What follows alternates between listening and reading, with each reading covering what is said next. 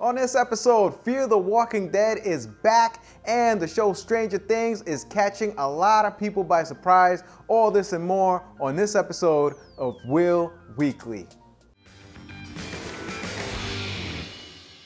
The first season of Fear the Walking Dead was definitely one of my favorite shows to watch because I thought it was really interesting how they showed the beginning of the zombie apocalypse in the world of The Walking Dead. What I liked about it is that it was in a different setting. It took place in California with all these zombies. In Compton, there was a whole bunch of new characters that were also Latinos. So there was like Latinos in Compton with zombies, and I thought that was really good. So I was really interested in the show going into season 2. What's that sound? What do you see out there?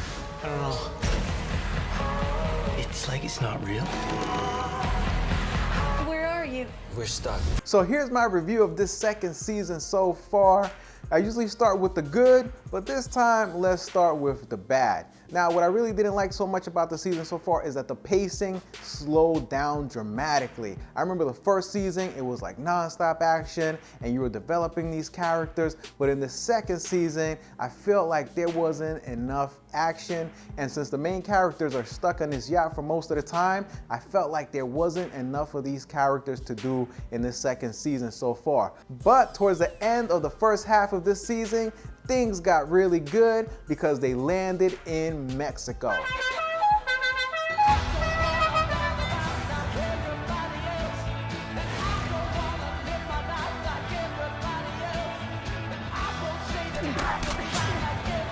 All right, let's move on to the good. Now, I really like the show being in Mexico because it gives the show a different vibe, a different flavor, a little sazon, that little Latin vibe, and it's very different than the show The Walking Dead, which I love. I'm a big fan of that show as well, but sometimes I get a little tired of seeing the characters walking around the same backwoods of Atlanta, Georgia all the time. So this was a little different. It was a nice change of scenery for a show like this. I've never seen a zombie movie or a zombie show set in, like, let's say Latin America like this one. So this was a little bit different. And towards the end of the first half of the season, things really hit the fan. Zombies all over the place in Mexico. This big mansion explodes into fire, and pretty much all the characters, the main characters, go their different ways. They all kind of abandon each other. So I'm really curious to see how they all go into their little different adventures. The first episode back, they focused on the character Nick,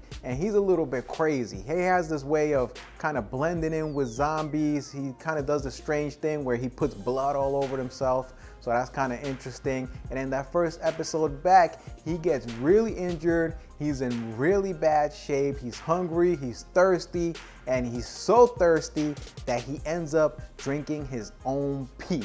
And honestly, I didn't even know you could do that. So I learned something there.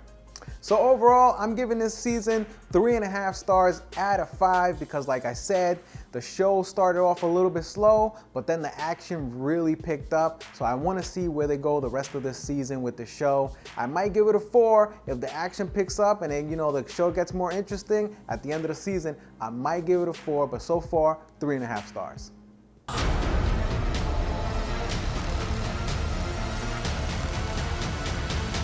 Now moving on to the show Stranger Things. This is a Netflix show that's gotten a lot of good word of mouth, and it caught a lot of people by surprise because Netflix really didn't advertise it too much. Like, for example, I found out about it through my coworkers, so I was like, oh, that sounds interesting, so I watched it.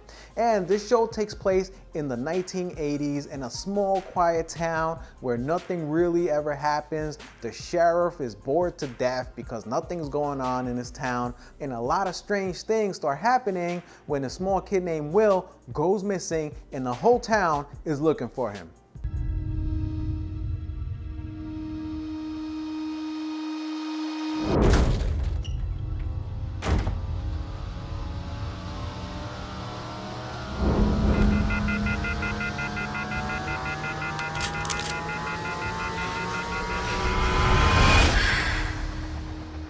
"99 out of 100 times, kid goes missing. The kid is with a parent or a relative." What about the other time? What? You said 99 out of 100. What about the other time? The one!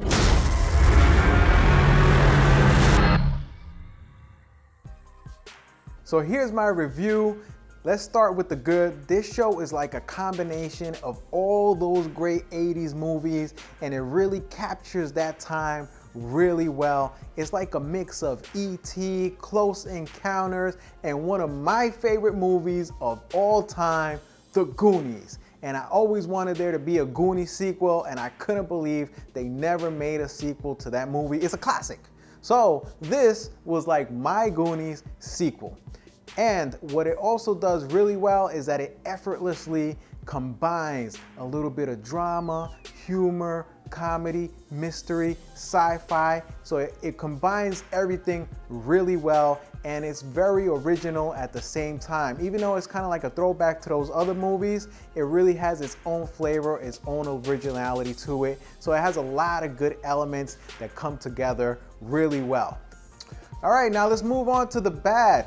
This show only has 8 episodes, and I was hooked after episode 2. I wanted to see more. I wanted more Stranger Things. I can't wait. I hope they better make a second season. They better make a second season, or Netflix, I'm gonna be mad at you, all right?